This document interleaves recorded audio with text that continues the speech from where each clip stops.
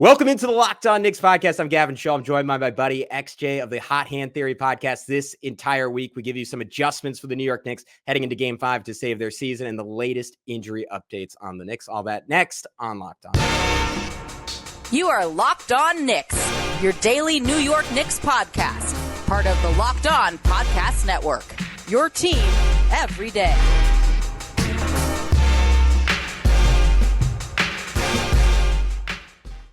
You are Locked On Knicks, your daily New York Knicks podcast. I want to thank you for making Locked On Knicks your first listen today and every day, because we are now available on all platforms. So be sure to subscribe and hit that notifications bell on YouTube to ensure you never miss an episode. And then hit the auto download function on your favorite podcast platform of choice to make sure you always have us on the go, because we are coming to you every day, sometimes literally these weeks, 7, 8, 9 episodes, whatever. I'm not sleeping. I'm talking Knicks at this point.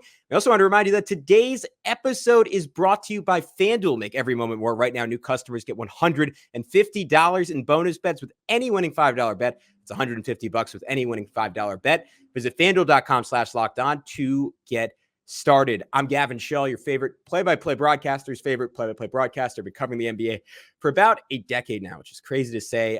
He is my buddy XJ from the Hot Hand Theory podcast, one of the best podcasts covering the New York Knicks and the NBA at large. And XJ, with Alex on vacation, you kindly agreed very last second to step up and fill in this week. So first of all, I want to say I appreciate it, man. I know you've been on the show, but welcome in this is our first in 5 years of doing it, part-time co-host. So I really appreciate you taking on the mantle.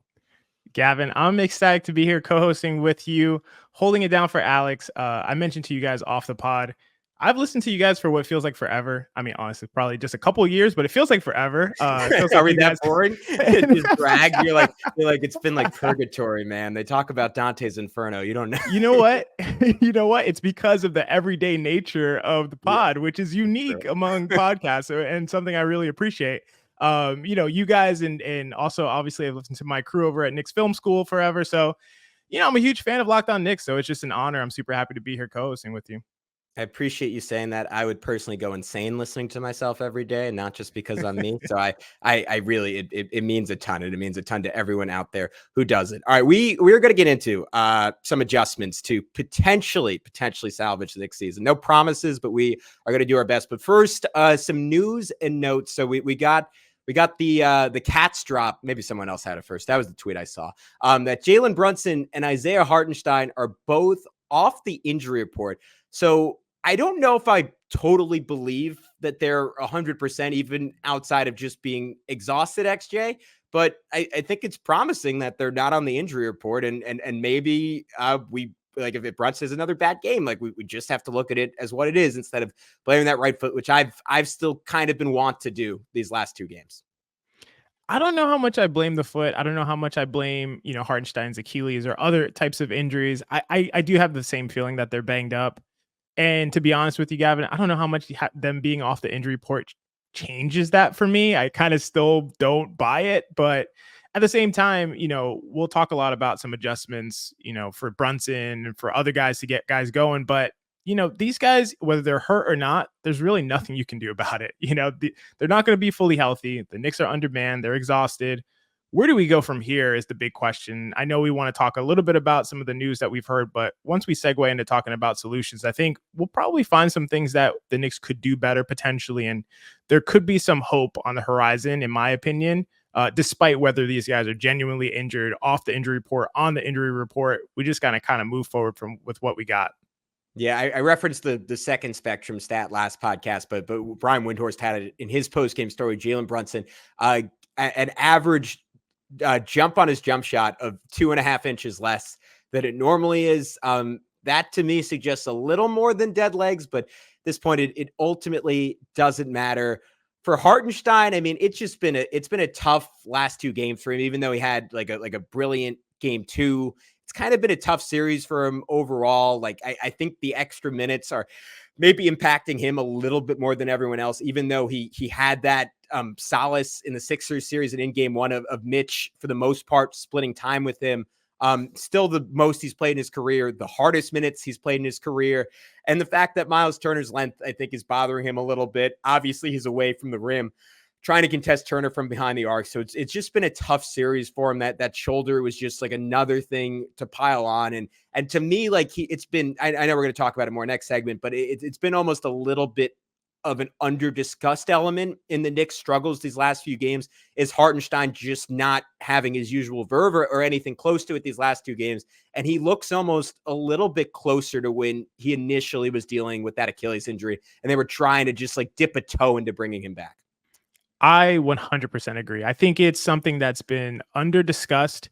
I think Hartenstein hasn't been himself. And whether it's the first half of the season when they acquired him, or the stretch of the season that you're talking about when he's trying to come back from and play through his sore Achilles, this just feels like one of those stretches where it's like you're not getting the Hartenstein impact that we've come to know. And a lot of it, it's distinguishable. It's distinct. You can see there be a difference in how Hartenstein plays when whether he's banged up, injured, exhausted. I'm not sure what the specific answers are. All I'm able to tell you is what I'm seeing from these guys on the court. And he just kind of looks like he's going through one of those similar stretches. And I think that it really needs to be discussed when we're talking about some of the reasons for the Knicks struggles. They need him desperately. There's no Mitchell Robinson to get offensive rebounds. You can't, we'll talk about this later. You can only rely so much on other guys like Precious Achiuwa to help you get offensive rebounds. Hartenstein has to account for that on his own on both ends of the court. We need to see like 15, 20 rebound games from Isaiah Hartenstein to do what the Knicks need to do to dominate the boards against this team that they need to do that against to win. And he doesn't look anything close to it. So we'll see how he comes out looking in game 5. But this is a big question to me. And I think that's something that needs to be discussed a little bit more. I didn't look before the show, but can you imagine that he had more than 2-3 games this year over 40 minutes? Like it just can't be much more than that. And like, even like he was the one guy that Tibbs, and maybe it was because that Achilles injury, like never totally spammed his minutes, even when the Knicks were dead in the water, and him ramping up to that now with all the wear and tear, it is just a tough adjustment. To your point, you like the play he made at the end of game 2 of the Sixers series, which as much as like it's always going to be remembered as the Dante shot, like I might remember it as the Hartenstein rebound. To me, that was the most impressive part of that entire play, his ability with 4 guys around him to get to that ball and then somehow get it out. And you just cannot imagine him making that play anymore. And obviously it's not unique. Like Josh Hart isn't making the types of plays he was making against the Sixers, but I think you're right. Like they need 90%, 85% at worst of that version of him to get there. The other big piece of news is OG. It was something we kind of already knew. OG Anunoby officially ruled out for game 5. This is more of a vibe check, but I'm curious your take on it. I think this isn't a hot take, but it's becoming less and less likely we see him this series. I even said when it initially happened, I think the first time we were going to see him would be in a closeout scenario. And even then he wouldn't be at 100%. Now, like the tail end of my optimism, or I guess the high end of my optimism is like, if the Knicks took it to 7, there would be a world where you could play him off the bench and he could try to like gut out 15, 20 minutes and not totally look like himself. I don't know if that would be helpful. I don't know if that would be counterproductive. I think I'd be surprised if we see him in this series. As tragic as that is maybe the next guy the Knicks quote unquote just couldn't afford to lose. Gavin, you don't know this about me. I mean, you'll learn this as we go through the week. I am a natural born pessimist. And so when we saw OG come up limp from that layup attempt in transition, I thought he was out for the series from that moment. I literally saw him pull up, hold his hamstring, and I was like, he's done for the series. We'll be lucky if we get him back for the Eastern Conference Finals. That is my first thought that I had in my head on that moment. And I don't see anything to change that, to be honest. To me, OG Anunoby is the Knicks' second best player, including at full strength. That is how important OG Anunoby is. He is essentially, you get a better Bojan Bogdanovic on offense and a better Precious Achiuwa on defense. It's like, and you have that combined into a single human being. It's ridiculous the impact that he has on both ends of the court for the Knicks. And you're losing that. You're losing 40 minutes of that. It's, man, it just changes everything to me. And if he can gut out 10, 15 minutes of 75% of OG Anunoby in a game 7, I think that could be the difference, because I think he's that good. So I think that would make a huge difference if it's possible, but I'm not holding out hope, to be honest with you. Yeah. And I mean, the Knicks now, 13-17 without him since the trade. And like, and that maybe I didn't do a good enough job driving this home on yesterday's podcast. Like that's like it's the Bill Parcells. You are what your record says you are. And like, it's hard to expect that team to beat Indiana. And that's like a pessimistic way of looking at it, but it's also the Knicks reality at this point, and a beat up version of that group at that. Real quick, before I wrap up this initial segment, Mitchell Robinson gets surgery, obviously doesn't, or not obviously, but reportedly does not change anything in terms of his recovery timeline. He's still going to be reevaluated in 6 to 8 weeks after looking at a little longer. It's what Mitch and the Knicks doctors came to was the best solution for him. Still 2 ankle surgeries in a year. I mean, one just brutal for Mitch as a human being. Also just in terms of how you look at him being on this team next year, could maybe change the Knicks front office thinking a little bit. I know that this is a subject that, and maybe actually we'll have you back. Like this is a full episode conversation, but maybe just 30 seconds to a minute. Like, what are your thoughts on Mitch's future with the team with this news that he's having another surgery? Definitely like full pod conversation worthy. But in a quick snippet, I think my quick view is that they need to keep Mitchell Robinson. We look at Hartenstein's history of dealing with nagging injuries, and I think Mitchell Robinson is not only insurance when it comes to splitting minutes. I love to see those guys both be around the 24, 25-minute mark, and they need each other to do that, and the Knicks still be effective when they're both, either one is off the court, but they're both insurance for one another long-term when it comes to the course of the season. And as awful as it is to say, if one goes down, it's not a luxury to have the other, but a necessity to have the other. And so for that reason, I think you do have to kind of be able to deploy 48 minutes of elite center play. And if one goes down, then you at least have 30 minutes. So I don't see the Knicks really contending next year without having both of those guys, unless obviously we're going in an entirely different direction with the team construction. I don't see any big trades like that on the horizon, to be honest with you. So for me, you got to keep Mitchell Robinson to go along with and to couple with Isaiah Hartenstein.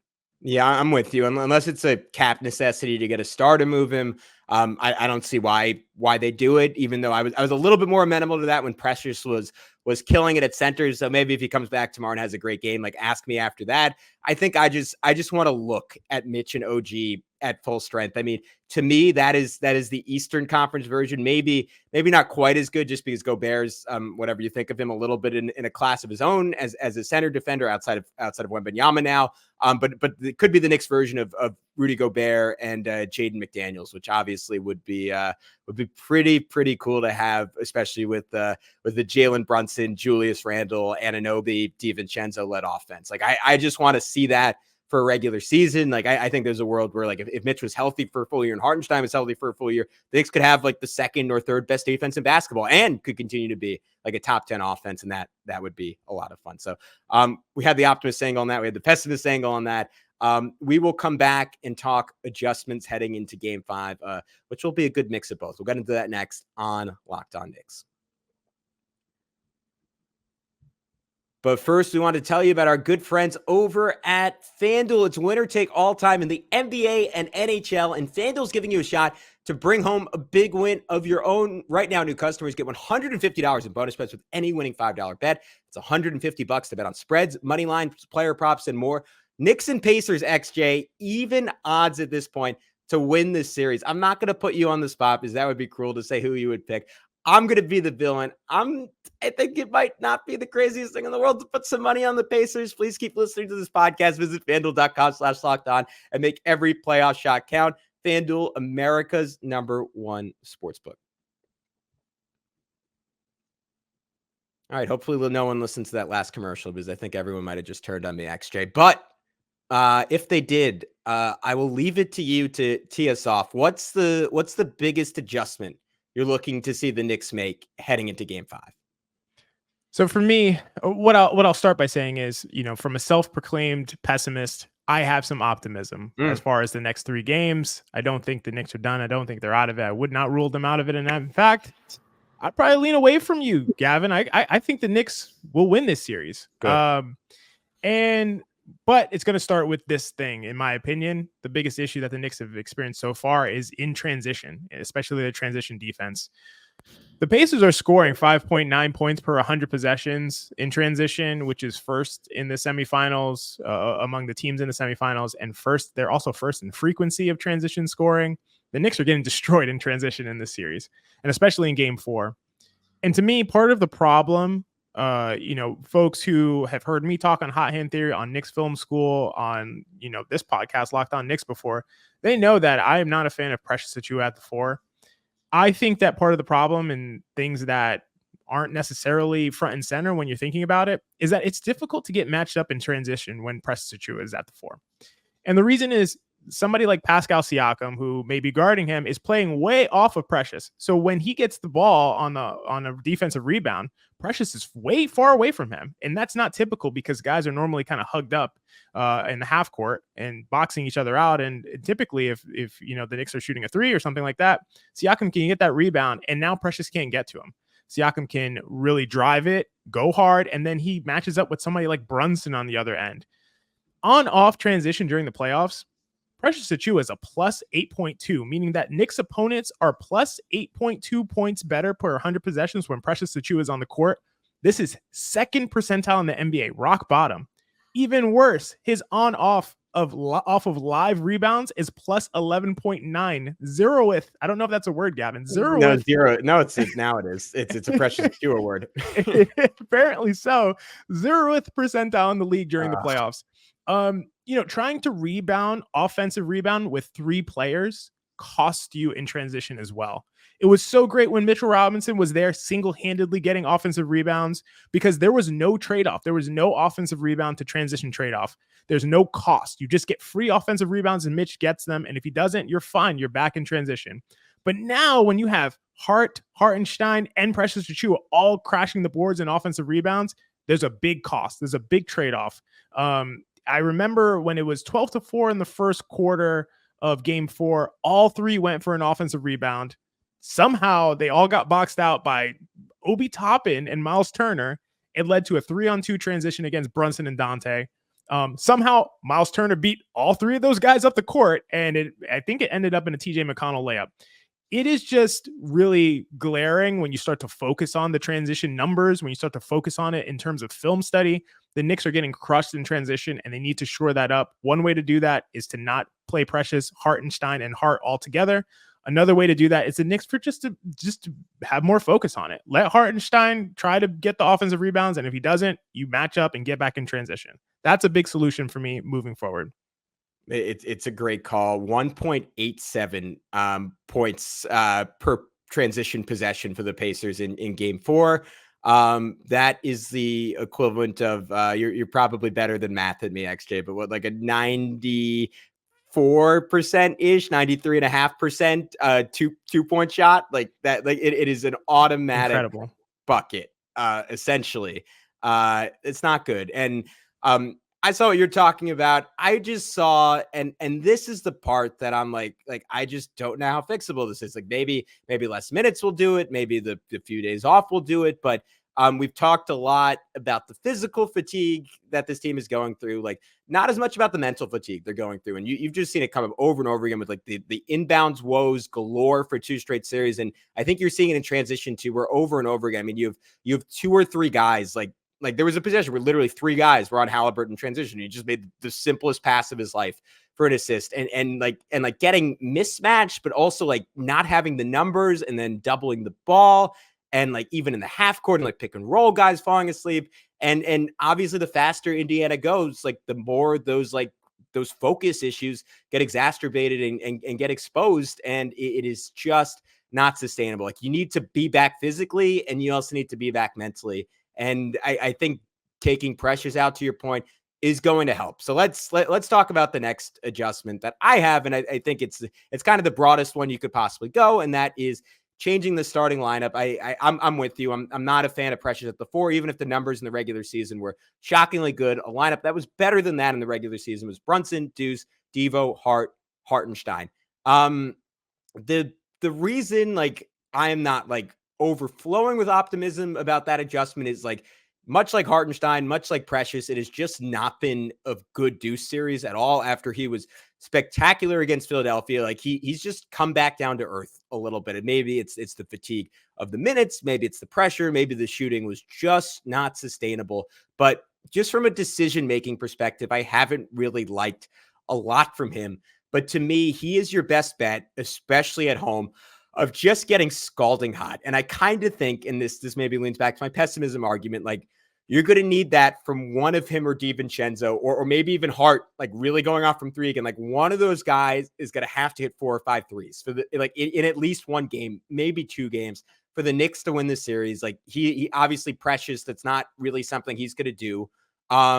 And I think the fact that he, like, maybe this is reading too much into it. Like, I kind of like that Tibbs kept him in like fairly late into game 3 or game 4. I'm losing track now. Because he hit those 2 off the dribble threes, and maybe that puts him into a little bit more of a rhythm. Maybe it gives him a little bit more confidence. And it just gives you that much more spacing for Jalen Brunson. And Brunson at his current level of explosiveness, of his current inability to fend off Aaron Nesmith, you cannot have an offensive player that is totally ignored. That's what Precious Achiuwa is right now. Like the Knicks just can't afford that. The trade-off there, to your earlier point on rebounding, is like Deuce just he just has to play. And this is a caveat to everything we're saying. Like if the energy isn't there, if the conditioning isn't there, none of this matters. None of what we're saying matters. Like nothing will work unless they play with force and they can match what the Pacers are bringing from that perspective, which is really tough because Indiana's playing almost twice as many guys effectively. But Deuce like has to find a way to just battle his butt off on the glass if he's going to be in there. Deuce has to find a way to battle. I would go with the same lineup. I agree with you. I think I'm seeing some of the same things that you're talking about from Deuce McBride. Maybe a little nerves, maybe just a cold stretch from shooting, as you would see in any kind of series of games in the regular season or in the playoffs. But at the same time, the most important aspect of that lineup is the space. It's more important than the actually knocking down shots, in my opinion, because Brunson in his state, whatever it is, whether it's exhaustion or injury, I think he just needs as much help as possible. And there have been some points where Brunson in this season, he's going to score and it doesn't matter. He can be in a phone booth. He can be in a situation where the walls are closing in on him from both ends, and he's still going to score. This is not the mode that Brunson's in right now, and it hasn't been of late. And so I think you got to facilitate things and make it as simple, as easy as possible for Brunson. And the way that you do that is by providing him with space. One of the biggest things that I've noticed, we're seeing 2 elite point guards operate in this series. And in my opinion, a big difference between the two is the space within which they are both being provided to operate. The Knicks are being punished when they help on Tyrese Halliburton, and the Pacers are not being punished when they help on Jalen Brunson. And that needs to change. There needs to be a punishment. There needs to be some negative reinforcement for helping on Jalen Brunson. And the only way to do that is to put shooters out there. If Deuce McBride doesn't knock down shots, I'll go down with the ship, in my opinion. But I'd rather go down with that ship and giving Jalen Brunson the best opportunity to score and do his thing as much as possible.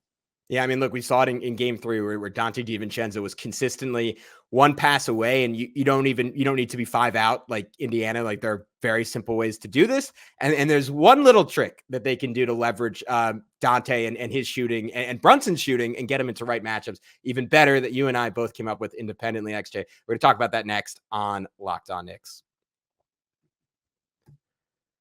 But first, we're going to tell you about our good friends over at PrizePicks. You might be at home asking, what is PrizePicks? Well, PrizePicks is America's #1 fantasy sports app with more than 3 million members. It is the easiest and most exciting way to get on the action while you watch your favorite sports and players. You pick more or less on 2 or more player stats and watch the winnings roll in. And that's what makes it so incredible. Because typically, XJ, you know this if you've ever played daily fantasy before. There are these dudes, they've went to Ivy League schools. They have spreadsheets. I'm suspicious you might be one of them, XJ. And you're just not going to beat those people because they're going to put in a million different entries and you just don't have any chance. Again, on PrizePicks, it's not an issue because you're just picking more than or less than on 2 or more player stats. It's that simple. So get on the playoff action and win up to 100 times your money on PrizePicks as you and the world's best players take the game to a new level during basketball's postseason. You can now win up to 100 times your money on PrizePicks with as little as 4 correct picks. You can turn $10 into $1,000 with basketball, hockey entries today on PrizePicks, America's #1 fantasy sports app. So if you want to participate, download the app today and use code LOCKEDONNBA for a first deposit match up to $100. Once again, that's code LOCKEDONNBA for a first deposit match up to $100. PrizePicks, pick more, pick less. It's that easy. All right, XJ, I was hinting at this a little bit coyly before we went into break, but you excitedly texted me when I showed you. We both independently of each other came up with this. It would be like in the 1400s where like they both figured out where the moon was. I don't know if that's something that happened. My history is just as shaky as my math. But anyways, and they couldn't even share in the joy of it at that point. But we both said more guard to guard screens, and that is something that the Knicks did really successfully in game 3. I honestly did not want to go back and watch the game 4 film to see if they were going to it, and it just wasn't working. But it obviously was not as effective, even if they were trying it. And I loved it because it consistently got open looks. It was great for the Knicks in the regular season. It was great for the Knicks in the Philly series where you saw them trapping Brunson, and someone like Deuce McBride could just roll out of it and get a foul line jumper that should have won game 5 if not for some Tyrese Maxey heroics. But even in game 3, like you got an open 3 for Dante doing it. You got an open 3 for Burks doing it. We both came up with a wrinkle on it, though, and that is if you have someone other than Jalen Brunson bring the ball up, which is something I saw our mutual friend Benji Ridholtz tweeted about, and what the Nuggets are doing in their series to save some energy for a similarly hampered Jamal Murray. And something that's helped him a lot is having Aaron Gordon bring the ball up the court. You save some energy. It's just an extra 45 feet for however many, 30, 40 possessions of the game. If you can get it done consistently, that someone like Brunson is just not getting pressed up the court. You save that energy and you give him a different platform to attack from coming off the ball. And a way you can exaggerate that even further and help even more is by using Jalen Brunson as a screener on Dante DiVincenzo, particularly when Tyrese Halliburton is guarding DiVincenzo, and then get that Brunson-Halliburton switch that the Pacers have expertly avoided to this point in the series. It's also kind of nice to have Halliburton being the one who's quote unquote pressuring the ball, because if they choose to go that direction, they are draining some energy from him. And if they don't want to go that direction, then Dante can bring it up unencumbered, and that works out equally well for the Knicks. And it also gives the Knicks more time on the shot clock, which has been just a consistent issue for this team in the postseason. Just getting down to 8 seconds and just having to throw up a crazy desperation shot, which makes things look even worse than they are. I know you're in on the idea too, XJ, but what do you think about it? I love it. I love that we came up with this independently and we're able to talk about it. Not only are we able to talk about it, unlike those who came up with the location of the moon, we're able to talk about it on the same podcast together, which is really amazing. And only an hour after realizing that we both came up with the idea. Wow. 2024, man. People knock it. It's pretty good. It's pretty good. It's pretty solid. It's pretty solid. Can't lie. So yeah, I obviously totally agree. And I think something that's really cool about it is that, so you mentioned Aaron Gordon bringing the ball up. Josh Hart is the Knicks' Aaron Gordon. And I think that's a really interesting comparison in a lot of ways. I also think something that's cool about it is Dante DiVincenzo bringing the ball up. I don't think they're going to pressure him. And I think that's going to relieve everyone, because ball pressure full court not only pressures the guy with the ball and the offense, it also puts pressure on the defense. It takes energy. It takes energy to guard and hawk the ball coming up the court, because you can't just take it easy. You'll get blown by, and then the defense will be in a situation where they're playing 5-on-4. You have to really, really concentrate. You have to really dig in. And we're letting these guys who really focus exclusively on defense to some extent just use all their energy on defense. Use the guys like Halliburton who focus their energy almost exclusively on offense. Make him use some of his energy on defense the same way the Knicks guys are doing. So I think that's a big adjustment. And I love the idea of Dante DiVincenzo being the one with the ball, Jalen Brunson screening for him, because Aaron Nesmith has been incredible at getting over screens in this series. And this is something that I think is unheralded and under-discussed. Another thing that is under-discussed, Aaron Nesmith is like unscreenable. It's bizarre. And I don't know if the Knicks aren't setting good screens. I don't know if the Knicks are worried about doing offensive fouls. I'm not really sure what the case may be, but Aaron Nesmith cannot be screened.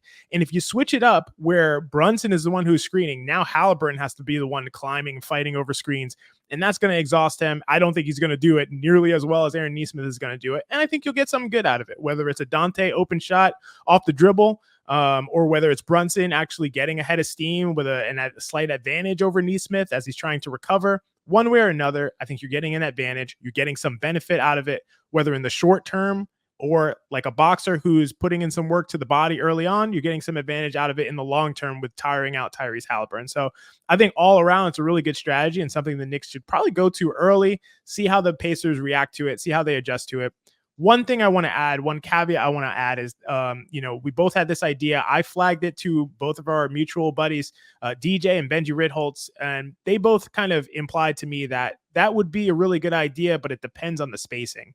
And so if there's enough space that, the basically the Pacers aren't able to just cover that and recover from it, then it'll work. But if it's a situation where, let's say Precious is the one who's one pass away in the corner, or Josh Hart is the one who was one pass away in the corner, there could be a situation where the Pacers could cover for it and recover and not really sweat too much about it. So it probably would only work in the right lineups. The lineup that you and I both suggested for, a starting lineup, I think it go really well. So I hope that we see it.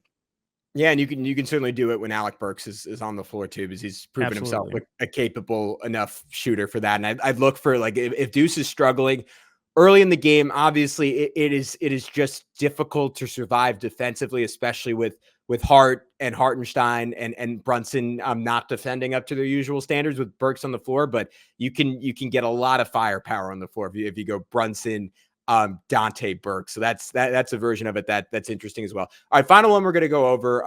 I saw your buddy Jeff throw it out on Twitter, and it created a lot of discourse. He put together a great defense of the co-host of the Hot Hand Theory podcast. And Tony East, like, I didn't really get into it because it kind of shocked me when he said it. Like, even before we started the series, Locked On Pacers host, he threw it on this pod. Like, I wonder if they put Hart on Turner for some minutes. And I was like, really? And like, I didn't really think about it more, but it's certainly coming back.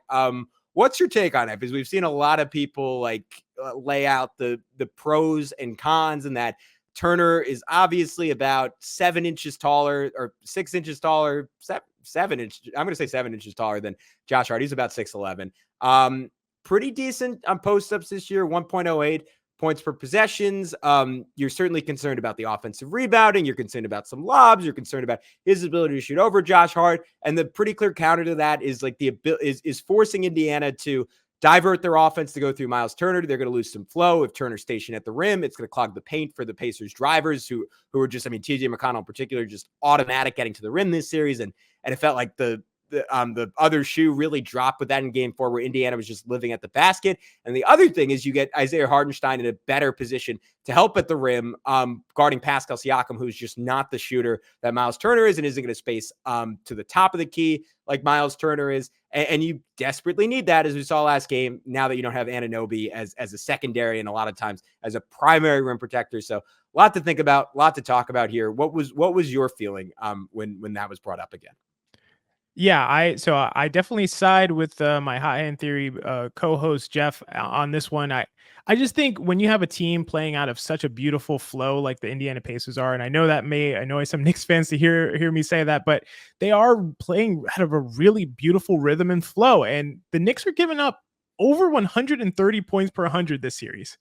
Whatever Turner does in the post would be an improvement from that. Like, that is just true. And I just think that they're playing out of such a great flow. You want to divert them to say, hey, go mismatch hunt. Go ahead, do that. Go slow things down.